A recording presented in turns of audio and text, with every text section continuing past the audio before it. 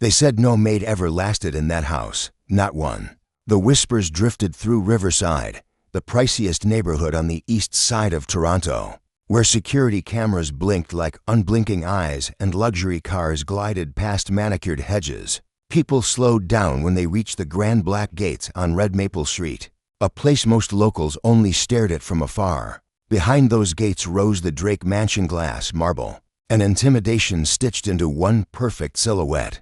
From the outside, it was immaculate. Inside, it was a battlefield dot. At the center of the war stood Madame Vivian Drake. She wasn't merely the wife of billionaire Henry Drake. She was his second wife and the undisputed ruler of the home. Draped in silk, drizzled in designer perfume, Vivian walked as though the world unrolled a red carpet beneath her feet. Beauty was her mirror. Power was her perfume. But her most prized weapon was neither face nor fashion. It was her tongue. Her voice could slice like glass. Her palm could strike without warning. Her words were not instructions. They were sentences, sharp, final, cold. In the last 6 months, 8 maids had fled that house. One woman climbed the back fence in her socks, clutching a handbag to her chest like a life raft. Another slipped away at dawn, refusing even to retrieve her last paycheck. Others left in tears, some in silence. The only constant was the revolving door and the fear that spun it. The staff learned to move like shadows. Mrs. Rosemary Cook, the chef famous for feeding dignitaries and temperamental artists, kept her shoulders tight and her eyes lowered. The housekeeper, Mr. Arthur Lane, measured his steps, as if the sound of leather soles might wake something better left sleeping. They never looked up when Vivian passed. They barely breathed. It wasn't superstition. It was survival. They called her Madame Frost, or Madame Perfection. But the truest name was simpler, Madame Fear. By 35, Vivian had refined command into an art form. She didn't ask. She decreed. She didn't suggest. She dictated. She didn't correct. She crushed. The house was never the problem. The chandeliered halls, the spotless galleries, the garage lined with polished cars, none of that broke the maids. She did.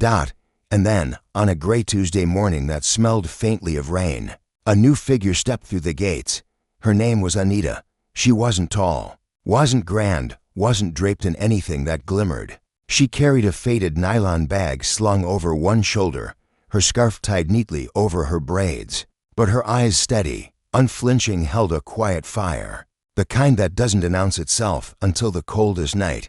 Anita wasn't here to please. She wasn't here to beg, or to outlast, or to prove a point. She had come for one reason: her daughter, Deborah, lying in a bed at the hospital for sick children across town. Small and brave and tethered to machines. The bills were stacking like bricks, and Anita was already buried up to her neck. Pride had been stripped from her in pediatric wards and billing offices, peeled away by forms and frowns and whispered pity. She had cleaned homes where she was treated worse than the mud she washed from the floors. Pride had already died. What lived in her now was resolve. 3 months. She whispered to herself as the gate swung shut behind her. 3 months of wages might buy breathing room. 3 months might be the difference between another surgery and a closed door. 3 months was the measure of hope she carried in that nylon bag. That no one greeted her. No one asked her name. Mr. Lane pointed to a mop and murmured, "Start with the marble in the main hall. Madam is coming down." Anita nodded. She tied her scarf tighter, picked up the mop, and set to work. The main hall was a cathedral of shine black and white marble flowing like a chessboard under the crystal rain of a chandelier. Anita wrung the mop until it barely whispered on the floor. The trick, she knew, wasn't water. It was patience. She worked in long, even strokes, invisible as a breath. Then came the sound that made everyone else tense. Click, clack, click, clack. Heels, sharp, controlled, inevitable. Anita didn't look up at first. She finished a neat row and lifted the bucket to step away. A shadow fell across her hands. She raised her eyes. Madame Vivian Drake stood at the top of the staircase, wrapped in a wine-colored silk robe, one manicured hand round a porcelain teacup. She took one slow step after another, descending like a verdict handed down from the bench. Her gaze slid over Anita, then to the mop, then to the bucket. She stopped 2 feet away. No greeting, No question. No name. She tipped the bucket with her toe. Water spilled in a cold crescent across the spotless marble, kissing the hem of Anita's shoes. Anita stepped back to avoid the splash. She didn't gasp. She didn't flinch. She simply set the bucket upright again and reached for the mop. Vivian's voice was low, shaped by years of being obeyed. This is the third time this week someone blocks my walkway. I am not in the mood. Clean it. Now. Yes, ma'am, Anita said from the doorway. Mrs. Cook exhaled softly through her teeth. Under her breath, she whispered to Mr. Lane, "She won't last. She looks too soft." Mr. Lane murmured, "But they were wrong. Soft was a word for silk and pastry and clouds. Anita wasn't soft. She was quiet fire. The kind you don't see until steel turns red." She squeezed the mop, and the water obeyed her. Stroke by stroke, the floor returned to a mirror. Anita's slippers were wet. Her toes ached from gripping for balance. None of that mattered. She finished the haul without a single drop trailing in her wake. By dawn the next morning, Anita was sweeping the front steps, cleaning the glass doors, and mopping the sitting room again with half the water, twice the care. At 6:30, she stood at the kitchen sink beside Mrs. Cook, washing plates no one would remember. The chef glanced at her with something between surprise and warning. "You're early," Mrs. Cook said. "I'm here to work," Anita replied. Her voice steady. "Early doesn't matter here," Mrs. Cook muttered. "Surviving Madame's mouth does." Right on cue, the rhythm changed. Not the sharp click of heels this time, but the soft thud of slippers, controlled, contained, coiled. Vivian stepped into the kitchen, silk robe tied like armor, phone in hand. "Where's my lemon water?" she asked, slicing the air with the words. "I was just about," Mrs. Cook began. "I wasn't asking you." Vivian cut in, fixing her gaze on Anita. Anita dried her hands and inclined her head. "I'll get it now, ma'am. Room temperature," Vivian said, eyes narrowing. "Not cold, not warm, right? If I take one sip and my throat thinks it's in a sauna, you will regret your life." "Yes, ma'am." Anita poured from the dispenser, added to clean slices, and placed the glass on a small silver tray. As she passed the hallway bathroom, Vivian called without turning, "There's a stain on the guest sink." "I despise stains." "I'll handle it now, ma'am." In the guest bath, Anita found it. A faint rust ring, probably from a chunky ring left carelessly on porcelain. She sprayed, scrubbed gently, patient and precise. Her shoulder nudged a perfume bottle. It wobbled. She caught it with 2 fingers, breath stilled, then set it back squarely as if returning a crown to its cushion. When she re-entered the hall, Henry Drake stood there, silver at the temples, his morning paper folded under one arm. He had heard everything. Their eyes met for a heartbeat. Anita saw the flicker pity. She looked away. Pity didn't pay hospital bills. 2 hours later, her work uniform was gone. In its place, someone had neatly folded a see-through lace nightgown on her shelf like a cruel joke. Anita walked out wearing a faded t-shirt and her own wrapper. Mr. Lane blinked. "You're going out like that? It's clean. It's decent. It's enough," she said simply, and returned to the marble. That afternoon, a crystal bowl shattered in the sitting room. Vivian's gaze snapped to Anita. "You broke it." Anita looked at the shards, then at the coffee table's unsteady leg. "I'll clean it up, Mum," she said, and fetched a broom. By sunset, the mansion felt different. Not warmer, not yet, but steadier, as if some invisible weight had shifted a fraction. Anita did not fight with words or tears. She fought with presence, with patience, with a dignity that couldn't be bought. For the first time in a long time, Madame Vivian Drake felt something other than control. She felt uneasy. The sun barely crept over Toronto's skyline when Anita was already awake. She folded her thin blanket, washed her face in the staff bathroom, and tied her scarf with steady hands. The mansion outside still slept, but Anita had learned long ago that survival started before the world opened its eyes. By 5 in the morning, she was sweeping the front steps, each stroke measured, her mind whispering, 3 months. Just endure 3 months. She thought of Deborah, her daughter, whose frail chest rose and fell under hospital lights, tubes carrying more air than her own lungs could manage. The doctors at Sickett's had been kind, but kindness didn't pay for surgery. Money did. And money came from this house. Inside, the grand hall glistened under chandeliers. Anita mopped the marble again, this time using so little water the mop seemed dry. No splashes, no mistakes. She cleaned as though the floor itself might betray her if she left even one streak dot at 6:30 a.m. The kitchen hummed awake. Mrs. Rosemary cook. The chef stirred a pot of broth, humming softly under her breath. Anita slipped beside her, washing last night's plates. Rosemary gave her a sit-along glance. "You woke up early," Rosemary said, her voice carrying a note of surprise. "I'm just doing my work," Anita replied. Rosemary chuckled sadly. "Here it's not about work, my dear. It's about surviving Madame's mouth." The warning still hung in the air when they heard it. Soft, deliberate footsteps. Slippers, not heels. Yet the sound carried more menace than a drumbeat. Madame Vivian Drake swept into the kitchen, robe cinched tight, phone in hand. She didn't greet anyone. She never did. Her eyes roamed until they landed on Anita.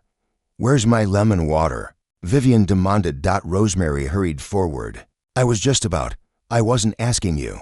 Vivian's voice sliced cleanly, like a razor on silk. Her gaze fixed on Anita. Anita dried her hands on her wrapper and bowed slightly. "I'll bring it now, ma'am." Vivian's lips curled.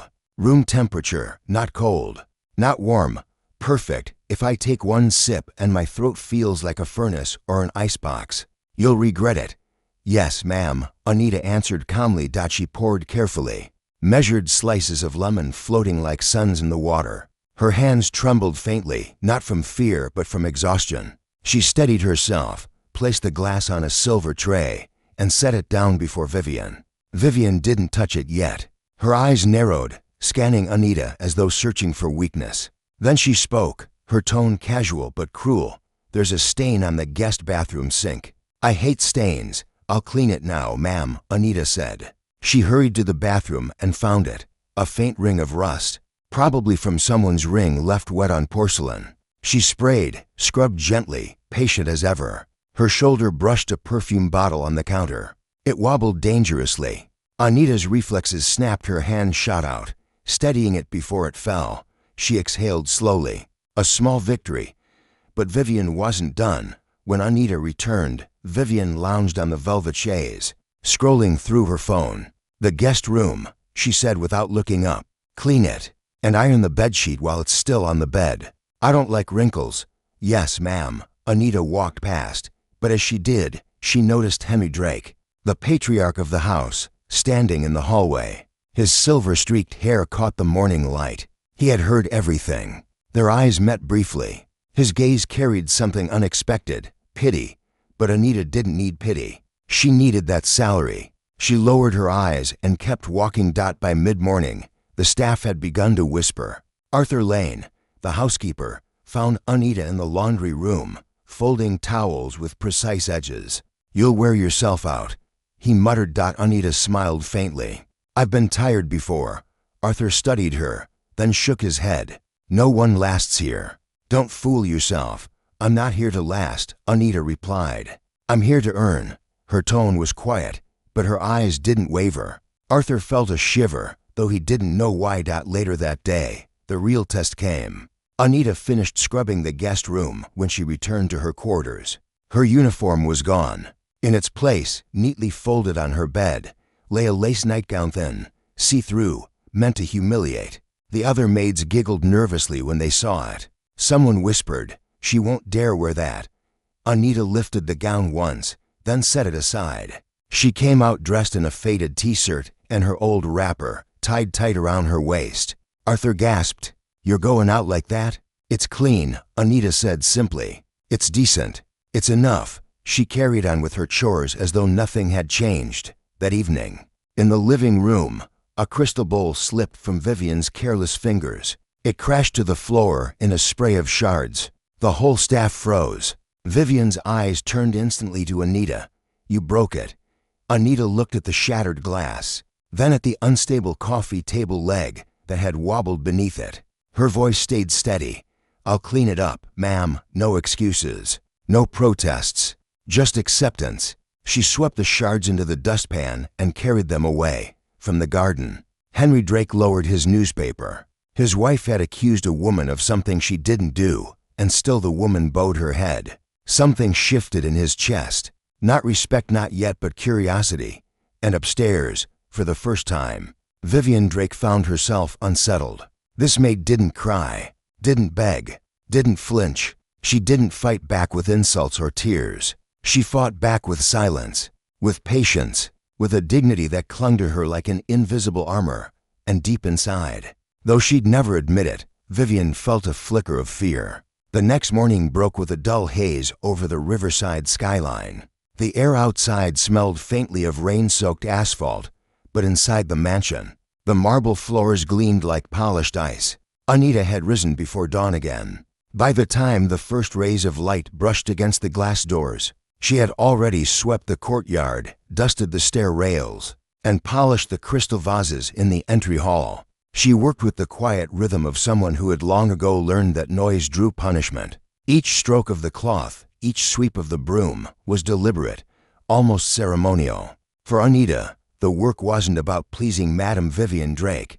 It was about discipline. Her way of anchoring herself against despair. By 6 a.m., the sitting room sparkled, and Anita was kneeling by the coffee table, straightening a stack of magazines. The sound of movement in the hallway made her pause. She glanced up. It was Henry Drake. His gray hair was neatly combed, his shirt pressed to perfection.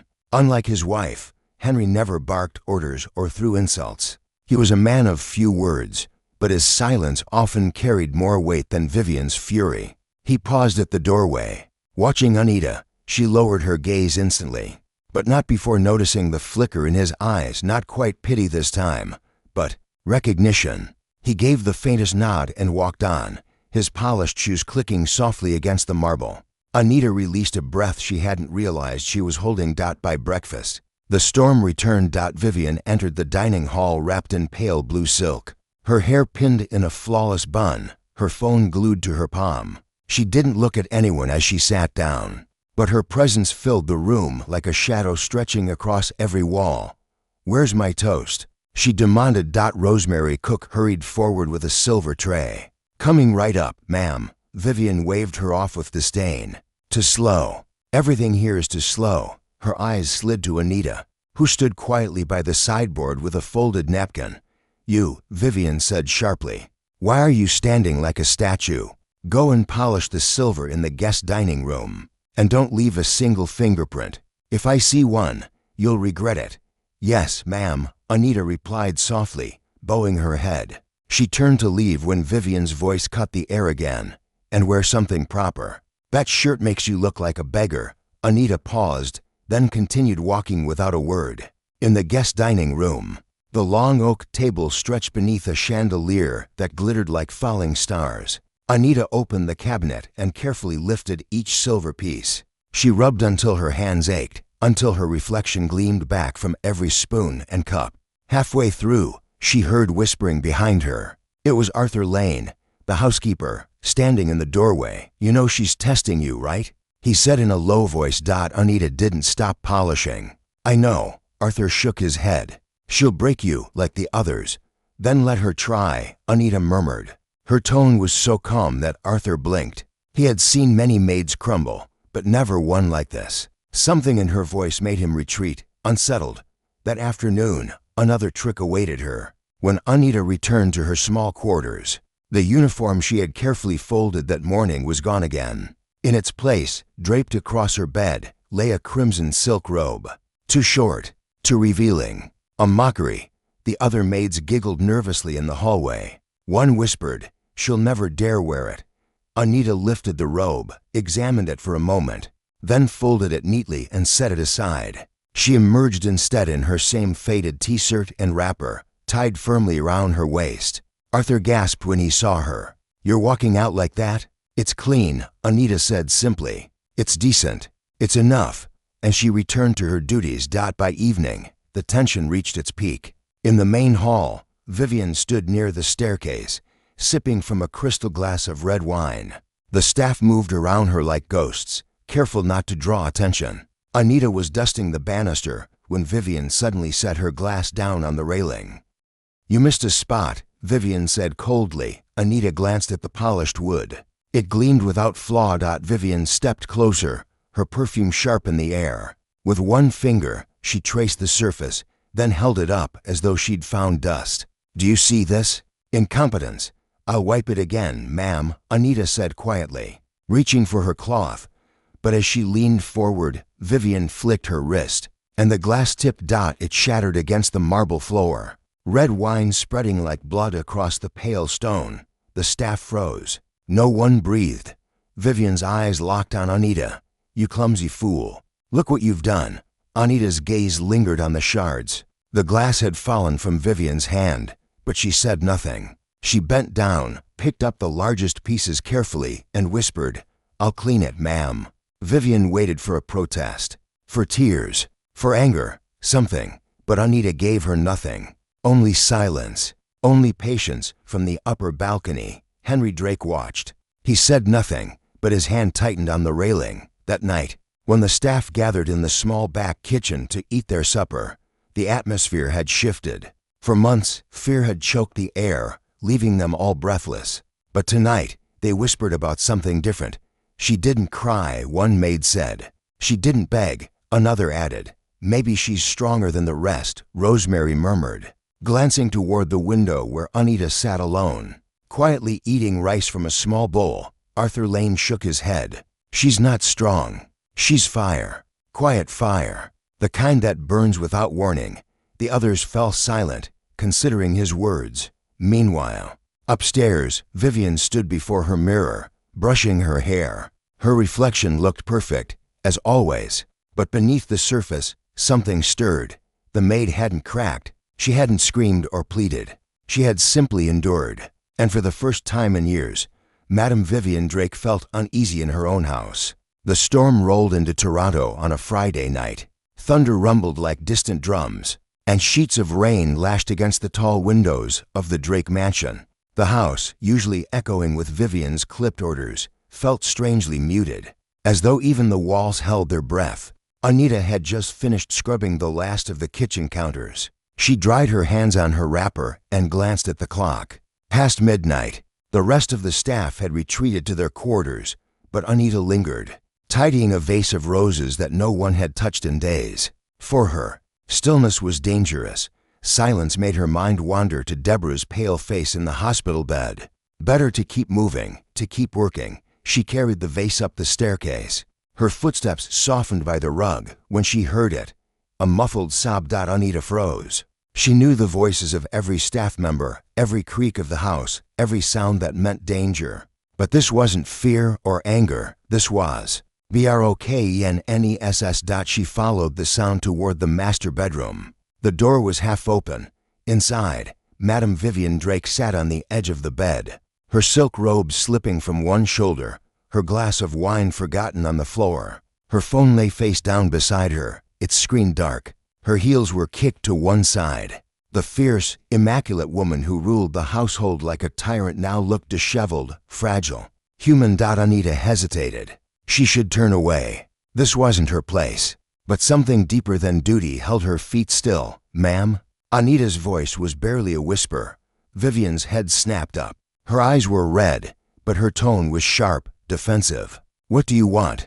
Anita bowed her head. "I didn't mean to disturb you. I heard something. Get out," Vivian snapped. But there was no power in it, no fire. Just exhaustion. Anita lingered at the doorway, unsure. Then, in a voice steadier than she felt, she said, "I used to be afraid of everything. Afraid of losing jobs. Afraid of insults. Afraid of people like you. But when you've sat in a hospital ward, holding your child's hand as the monitors scream, fear stops being fear. After that, nothing else can break you." For a moment, the storm outside was the only sound. Rain drummed on the windows. Thunder groaned across the sky. Vivian blinked. Her chin trembled. She turned her face away, hiding from the maid standing in her doorway. "They said I wasn't good enough," Vivian whispered suddenly. The words were so soft, Anita wondered if she'd misheard. "Who?" Anita asked gently. "My husband's friends. His family. Even people at church." Vivian's voice cracked. "They said I was too young, too flashy, that I'd never measure up to his first wife, that I was nothing but a trophy. The words fell into the room like shards of glass. Anita's chest tightened. She had never expected to hear confession from the woman who had poured buckets of water on her floor and accused her of breaking things she hadn't touched. Yet here she was, admitting the wounds that even silk gowns couldn't cover. Vivian's hand trembled as she reached for the forgotten glass of wine. She stopped halfway, then let it drop back to the carpet. She buried her face in her hands. Anita took a cautious step forward. Her instincts screamed to retreat, to protect herself, but something stronger guided her. "You're not alone, ma'am," she said quietly. "We all carry scars no one sees." Vivian looked up, her eyes shimmering under the low lamplight. For the first time since Anita had entered the mansion, her gaze didn't carry contempt, it carried recognition. They sat in silence, two women from different worlds, one wrapped in diamonds, the other in a faded wrapper, but bound by pain. When Anita finally slipped away, the storm had softened to drizzle. She returned to her small room and lay on her narrow bed, staring at the ceiling. For the first time since she stepped into the mansion, she felt that something had shifted. Not much, just a crack. But cracks, Anita knew, were how the light got in. The next morning, the mansion held its breath again. Anita was sweeping the front porch when a soft voice drifted from behind her. "Is that a gospel song?" She turned, startled. Vivian stood there in a pale robe, her hair loose, her tone softer than Anita had ever heard. "Yes, ma'am," Anita said. "It's a song my mother used to sing when life felt heavy." Vivian's eyes lingered on her. No insults, no orders, just quiet curiosity. Then she turned and walked away. But Anita noticed something. The staff were staring from the windows. They had never seen Madame Drake pause to ask a maid anything, ever, that evening. When Anita carried a tray of tea into the master bedroom, Vivian was sitting by the window, holding a small framed photo. It was Henry Drake with his late first wife. Her expression was unreadable, almost haunted. "Thank you," Vivian said softly when Anita placed the tea beside her. Anita froze. She had never heard that word from her before. Vivian didn't look up. "Visit your daughter. I'll pay for your transport." Anita's eyes widened. "Ma'am, you heard me. Go see her. Come back by evening." It had been 3 weeks since Anita last saw Deborah. She had been too afraid to ask for leave. Tears pricked her eyes, but she held them back. "Thank you," she whispered. Vivian's voice was almost tender. "Don't thank me. Just don't stop being you." That day, Anita stood at the hospital gate with a white envelope tucked into her wrapper. Inside were crisp bills, enough for food, medicine, and transport. When she entered Deborah's ward, her daughter's eyes lit up. "Mommy!" Anita rushed forward, dropping to her knees beside the bed. She gathered her child into her arms, breathing in the scent of soap and hope. "My baby, I missed you so much." They ate pap together, Anita feeding Deborah slowly, telling her stories of bright skies and new beginnings. She pulled out a small ribbon she had bought from a street vendor. Cheap, colorful, but beautiful in her daughter's tiny hands. Deborah grinned. "Mommy, you promised you'd come back, and here I am," Anita whispered, kissing her forehead. That night, as rain tapped softly against the hospital windows, Anita knew the battle in the mansion wasn't just survival anymore. It was transformation, for her daughter, and perhaps even for Madame Vivian Drake. And far away, in the quiet mansion on Red Maple Street, Vivian stood at her mirror, her brush frozen mid-stroke. For the first time in years, silent tears slid down her cheeks. Monday morning arrived with sunlight streaming across Red Maple Street, making the black iron gates of the Drake mansion glisten like polished armor. For months, the house had been a place of tension, every corner heavy with silence or sharp with Vivian's voice. But on this day, something felt different. Anita was in the kitchen before dawn, peeling yams beside Mrs. Rosemary Cook. The chef, usually stiff and silent, hummed as she worked. It wasn't a nervous hum, but a light, tuneful one. Anita glanced at her in surprise. "You're in a good mood," Anita said softly. Rosemary chuckled. I haven't heard her shout since Friday. She didn't need to say the name. Everyone in the house knew who her was. "I don't know what you did, Anita, but it's like the storm has paused."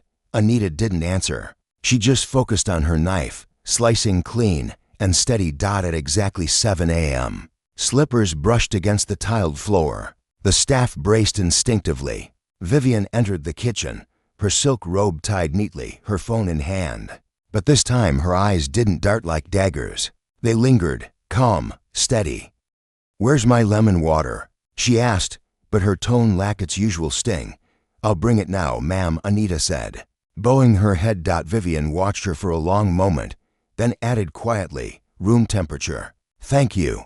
The staff nearly dropped their utensils. Vivian Drake had just said thank you. Anita delivered the glass without a word, but inside, her heart pounded. Was this real, or just another test? Later that morning, Henry Drake entered the dining room for his breakfast. He sat with his newspaper open, eyes scanning the financial pages. When Vivian walked in, instead of barking orders at the staff, she slid gracefully into the chair beside him. "How's your meeting schedule today?" she asked, her voice calm, almost tender. Henry raised an eyebrow, folding the paper slightly. "Light, why?" "Nothing," Vivian replied, stirring her tea. "Just curious." The staff exchanged quick glances. Vivian Drake, curious about her husband's day. That had never happened before. Henry caught Anita's eyes briefly as she refilled his coffee. Something unspoken passed between them. "You did this. By noon." Word had spread through the mansion like wildfire. Madame Drake wasn't herself. She wasn't snapping at the gardener for uneven hedges. She wasn't slamming doors. She wasn't calling names. Arthur Lane, the housekeeper, found Anita polishing the staircase rail. He leaned close, whispering, "It's like she's human now." "She's always been human," Anita replied, her cloth moving in steady circles. "Sometimes people just forget."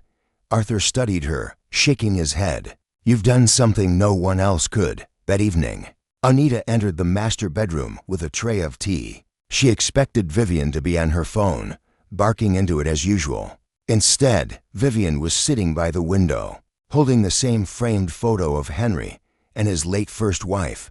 Anita set down the tray quietly. Without looking up, Vivian said, "How's your daughter?" The question was so unexpected Anita nearly dropped the teapot. She steadied herself. "She's stable, ma'am." "Better than before." Vivian turned her head slightly, eyes still unreadable. "That's good." There was a pause. Then, in a voice softer than silk, Vivian added, "Visit her again. I'll cover your transport. Don't wait so long next time." Anita's throat tightened. She bowed her head. "Thank you, Mum." "Don't thank me," Vivian murmured. "Just keep being who you are." The transformation was slow, almost imperceptible at first, but the staff noticed every detail. Vivian began addressing them by name. One morning, she told Rosemary, "Your stew smells good. What did you use today?" The chef nearly dropped her spoon from shock. When the gardener, Michael, trimmed the hedges, Vivian paused to say, "Nice work. Keep it that way." His jaw nearly hit the ground. The tension that had clung to the walls like mold began to lift. For the first time in months, laughter crept into the air. Rosemary made puff puff one Friday afternoon and shared it with everyone. Something she hadn't dared to do since she'd been hired. Arthur hummed while polishing silver. Even the security guard at the gate stood a little taller, his shoulders less burdened. The mansion had always been beautiful, but now it felt alive. One afternoon, as clouds drifted lazily across the Toronto sky, Vivian approached Anita in the garden. Anita was sweeping fallen maple leaves, her wrapper fluttering slightly in the breeze. Vivian stood a few steps away, watching her. For a long moment, she said nothing. Then, quietly, she asked, "Why don't you ever fight back?" Anita looked up, her brow furrowing. "Fight back, ma'am? When I pour water on the floor, when I accuse you of things you didn't do, when I humiliate you." Any other maid would have screamed or cried. "You endure." Why? Anita rested her broom against the stone wall. Her voice was low, but steady. "Because my daughter doesn't need my pride. She needs my strength. If swallowing insults means I can pay for her medicine, then I'll swallow them whole. Pride doesn't save lives, but patience might." Vivian stared at her, speechless. The words struck her deeper than any insult ever could. For years she had believed strength meant control, dominance, fear. But here stood a woman with nothing, armed only with dignity. and she was stronger than anyone Vivian had ever met. That night, Vivian couldn't sleep. She sat at her vanity, brushing her hair, staring into her reflection. The woman looking back at her was still beautiful, still powerful, but also haunted. She remembered Anita's words. She remembered the sight of Deborah in that hospital bed, smiling despite the tubes. And for the first time in years, Vivian whispered to herself, "Maybe I've been wrong." A tear slid down her cheek, then another. Not loud sobs, not dramatic, just quiet tears, the kind that carve rivers through stone. She set down her brush, covered her face with her hands, and let herself feel. Down the hallway, Anita lay awake on her narrow bed, listening to the rain tap against the window. She thought of her daughter's laugh, of the ribbon she had tied in Deborah's hair, of the moment she had whispered, "I'll always come back." For the first time since stepping into the mansion, Anita allowed herself a small smile. The house of fear was beginning to remember what peace felt like, and Anita knew this was only the beginning. Weeks had passed since the stormy night when Vivian's mask first cracked. In that time, the mansion on Red Maple Street had become almost unrecognizable. The staff still moved carefully, still respected boundaries, but the fear that once clung to every corner had begun to lift. Rosemary hummed while she cooked. Arthur Lane even whistled softly as he polished the silver. The gardener sang while trimming hedges. For the first time in months, the Drake household sounded like a home instead of a prison. And at the center of it all was Anita. She didn't smile often, didn't boast, didn't even seem aware of the influence she carried. She simply worked, sweeping, scrubbing, polishing, with the same quiet persistence as always. But her presence radiated something no one could name. It steadied the air. It softened the edges of the house. Even Vivian Drake felt it. One crisp morning, Vivian called Anita into the study. The room was lined with shelves of leather-bound books, the smell of polished oak heavy in the air. Vivian stood near the window, sunlight spilling across her silk blouse. "There's someone I want you to meet," she said, her voice calm, almost gentle. Anita bowed her head. "Yes, ma'am." Vivian's lips curved into the faintest smile. "Not now, tonight. There's a dinner." That evening, the mansion glowed with chandeliers as guests arrived, women in elegant gowns, men in sharp suits, the air buzzing with polite laughter. Vivian moved among them like a queen greeting her court, but there was less frost in her manner now, more warmth. She beckoned Anita forward. "This is her," Vivian said, introducing her to a tall woman in a navy dress. "Anita, the one I told you about." The woman's eyes softened. "So you're the one." She extended her hand. "I'm Dr. Margaret Rowe. I run the Children's Heart Foundation here in Toronto." Anita froze, her breath catching. "A Heart Foundation?" "Yes," Dr. Rowe said. "Vivian told me about your daughter, Deborah. We help children with congenital heart conditions. If you give me her details, we can arrange an evaluation." Anita's knees nearly buckled. She gripped the edge of her wrapper to steady herself. "Ma'am, I don't know what to say." "Say nothing yet," Dr. Rowe replied with a kind smile. "Just let us see how we can help." Vivian's eyes flickered with something Anita had never seen before. Pride. The following week, Anita received a call while peeling vegetables in the kitchen. She wiped her hands quickly and answered. "Mrs. Anita?" A voice said. "Yes, this is she. This is Dr. Rowe's office. We've reviewed Deborah's case. The foundation will cover the surgery, transport, medications, everything. We'll even assign a pediatric nurse for follow-up care." Anita gasped. Her knife clattered to the counter. Tears welled instantly. She dropped to her knees, pressing a hand to her mouth. "Thank you, Jesus.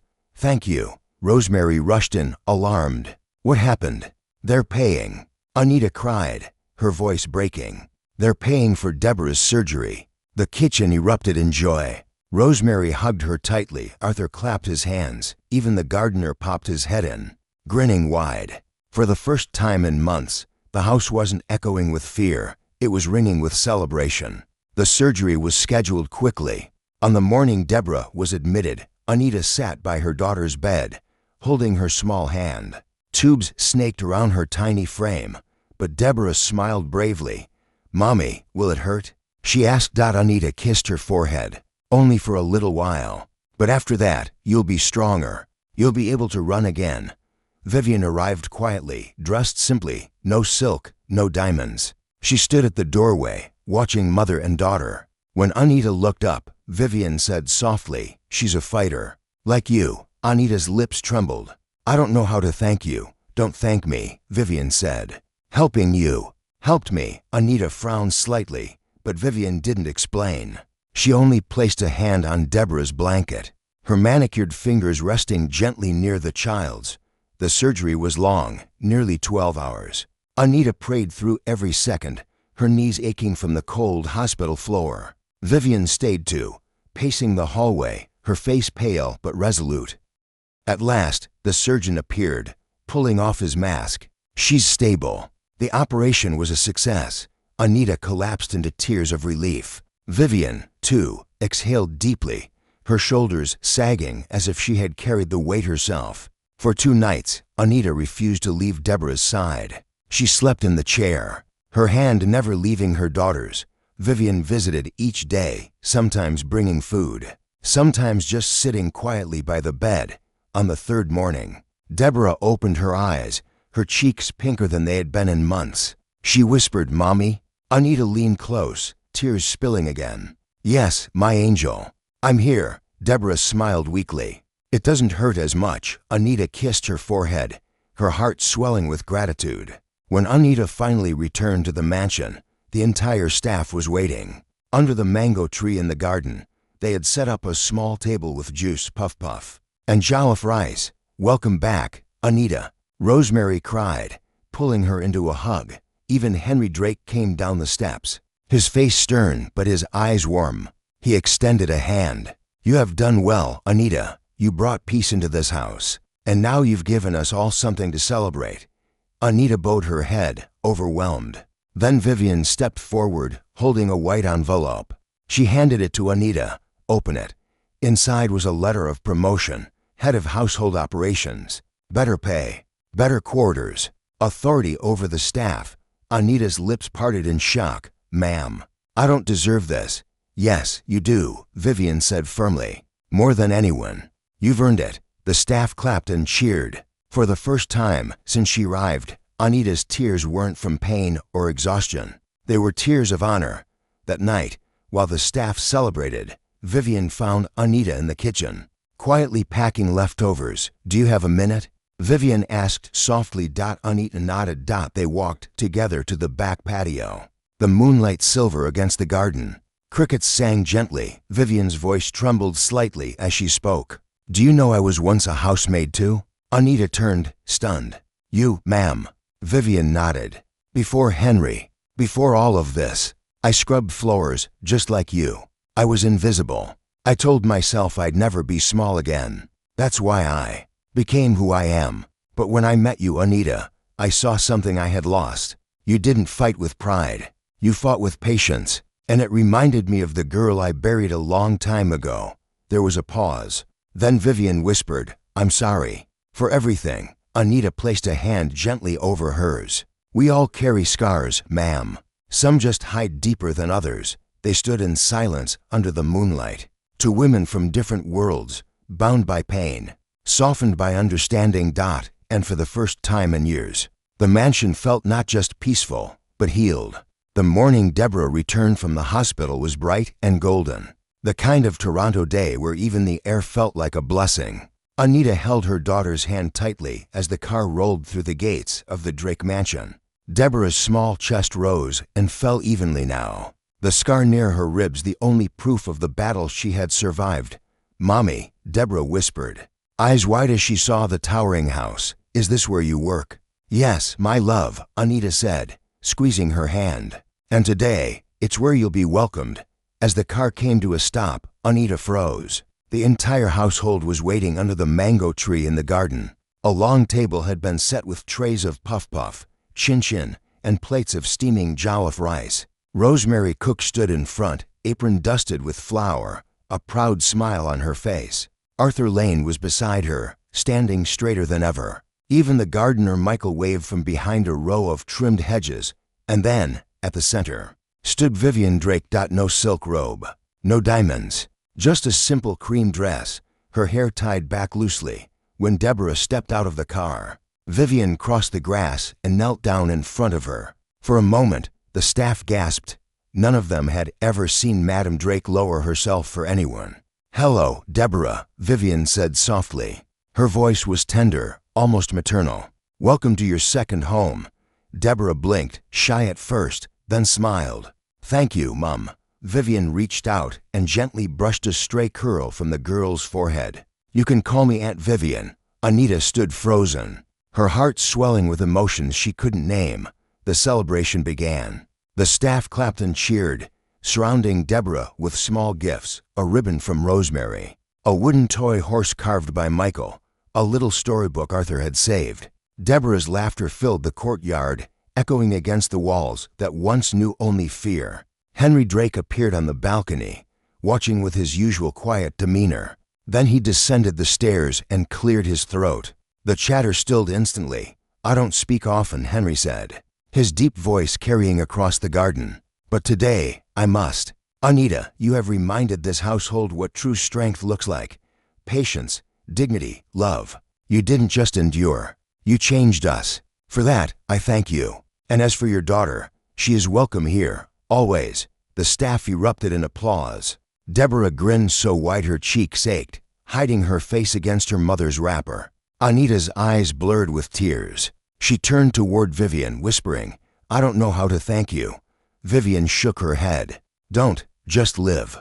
That's thanks enough." Days turned into weeks, and the mansion truly transformed. Where silence once reigned, now there was music. Rosemary hummed while cooking, sometimes pulling Deborah into the kitchen to teach her how to stir stew. Arthur told old stories in the staff quarters, his laughter booming down the halls. Michael whistled while trimming the hedges, occasionally handing Deborah fresh flowers. Even Vivian had changed. She still dressed elegantly, still carried herself like a queen, but the frost had melted. She began to smile more, to pause and listen. Sometimes she sat with Anita under the mango tree in the evenings. No titles, no pride, just two women sharing the quiet. One afternoon, Anita found her teaching Deborah how to fold napkins into neat fans for the dining table. Another evening, Vivian walked through the garden with Deborah, showing her how to water plants gently, how to care for living things. For the first time, the marble halls echoed not with fear, but with small footsteps, with giggles, with life. One night, after the household had gone to sleep, Vivian entered the kitchen quietly. Anita was still awake, packing leftovers into small containers for the next day. "Do you have a minute?" Vivian asked. "Of course, ma'am," Anita replied, wiping her hands. Vivian leaned against the counter, her expression thoughtful. "Do you remember the first week you came here, when I poured water on the floor?" Anita nodded slowly. "I remember. I wanted to break you," Vivian admitted. Her voice cracked. "Every maid before you left crying, and I thought, if I broke you first, I wouldn't have to see you leave on your own." Anita tilted her head. "Why?" "Because I was once you," Vivian whispered. "A maid, invisible. I swore I'd never feel powerless again. So I became what you saw, cold, harsh, but when you didn't fight me, when you just stood there with patience instead of pride, I saw myself, the girl I buried, and I hated you for it, until I realized. I needed you to remind me who I was." For a long moment, silence filled the kitchen. Then Vivian whispered, "I'm sorry." Anita reached out, gently resting her hand over Vivian's. "We all fight battles, ma'am. Some just look different." Vivian smiled faintly, tears glistening in her eyes. Weeks later, the final piece of Anita's journey fell into place. Vivian called her into the study and handed her a thick envelope. Inside was paperwork, an official promotion, salary increase, and keys to a newly renovated staff quarter. The small, broom closet room Anita once shared with buckets was gone. In its place was a modest but beautiful apartment, painted walls, clean curtains, a small bed for Deborah. "This is yours now," Vivian said. "You've earned it." Anita's hands shook as she held the keys. "Ma'am, I know," Vivian interrupted gently. "Not ma'am, not here. Just Vivian." Anita's lips trembled. She bowed her head. "Thank you, Vivian." The first night in their new room, Deborah curled against her mother, giggling as she bounced on the clean bed. "Mommy, this feels like home," she whispered. Anita stroked her hair, tears slipping silently down her cheeks. "It is, my love. It finally is." Outside, the mansion glowed softly in the night. Where once it had been a fortress of fear, it was now a place of laughter, healing, and hope. Vivian often said later that Anita hadn't just come to clean a house. She had come to clean pain, one silent day at a time. As the evening breeze swayed the trees, Anita closed her eyes, breathing in the peace she had fought so hard to earn. She had entered the mansion with nothing but a nylon bag and desperation. Now she had respect, she had honor, she had hope, and she had become the woman no one could forget, not because she shouted, not because she demanded, but because she endured, she healed, and she loved. In the end, the mansion wasn't Vivian's alone anymore. It belonged to all of them. It belonged to Anita. It belonged to Deborah. It belonged to a family, forged not by blood, but by fire and forgiveness.